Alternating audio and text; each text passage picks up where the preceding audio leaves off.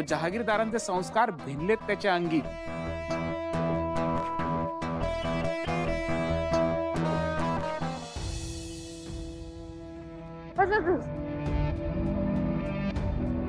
दादा घ्या. ओ नाही दादा, तुमच्याकडे राहू द्या. आज ना मी खूप खुश आहे. म्हणजे कसं आहे, आता मी लवकरच मोठी सुपरस्टार होणार आहे, तेव्हा ना आठवण काढाल माझी. चला.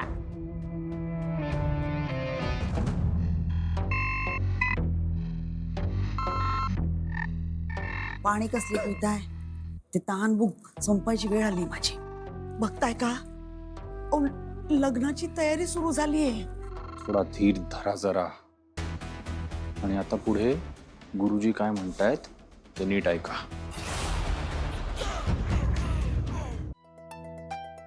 आजी, मला तुम्हाला एक खूप महत्वाची गोष्ट सांगायची होती. बोला ना.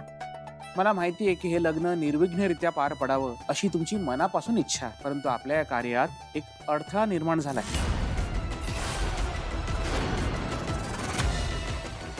म्हणजे खरं तर लग्नाचा मुहूर्त काढताना नवरा नवरीच्या पत्रिकेचा अभ्यास करावा लागतो, पण या मुहूर्ताच्या वेळी लग्नाची वेळ, नवरा नवरीची पत्रिका आणि ग्रहांची दशा यांचा असा काही मिलाप झालाय ना की आपल्याला विशेष काळजी घ्यावी लागणार आहे.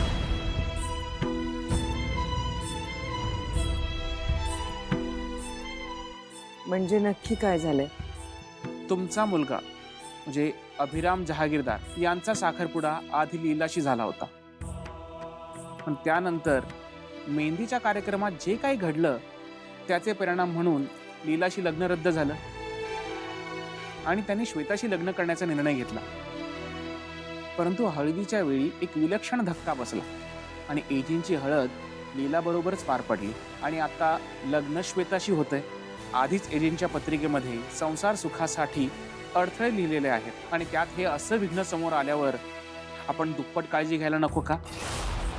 आपण जर काही ठराविक गोष्टींची काळजी घेतली तर हे कार्य उत्तमरित्या पार पडेल आणि जहागीरदार घराण्याला लाभ घेईल.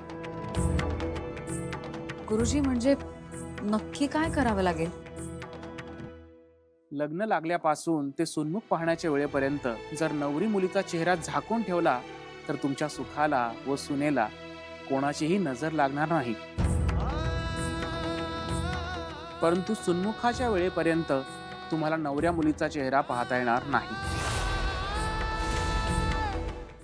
पण नवरीनं चेहरा झाकून कसं चालेल? दुसरा काही पर्याय नाही आहे का? मांडवामध्ये चेहरा झाकून जर नवरी मुलगी बसली तर लोक काय म्हणते?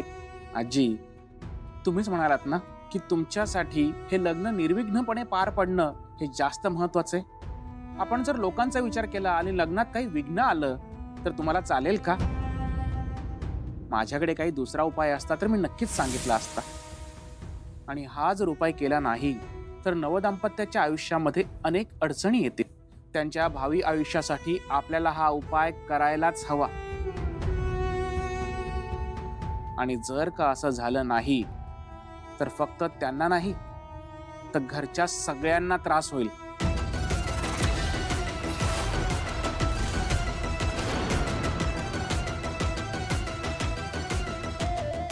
मला वाटतं आत्ता आपण कुठलीच रिस्क नाही घेऊ शकत. नाही म्हणजे बाबा इतके वर्षांनी लग्नासाठी तयार झाले, आता त्यात कुठलंच विघ्न नको.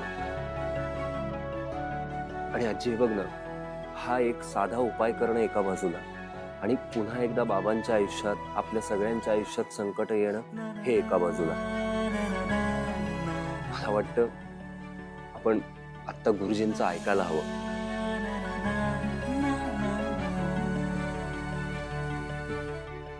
आजी, नवरीचा चेहरा पदराने झाकण्याशिवाय आपल्याकडे दुसरा कोणताही पर्याय नाही. खरंय तुझं किशोर.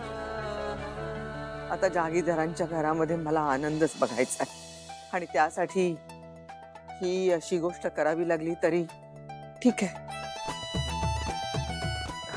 लक्ष्मी, श्वेताच्या आई वडिलांना तशी कल्पना दे जरा. आणि दुर्गा, सगळ्यात पहिल्यांदा अभिरामला जाऊन सांग.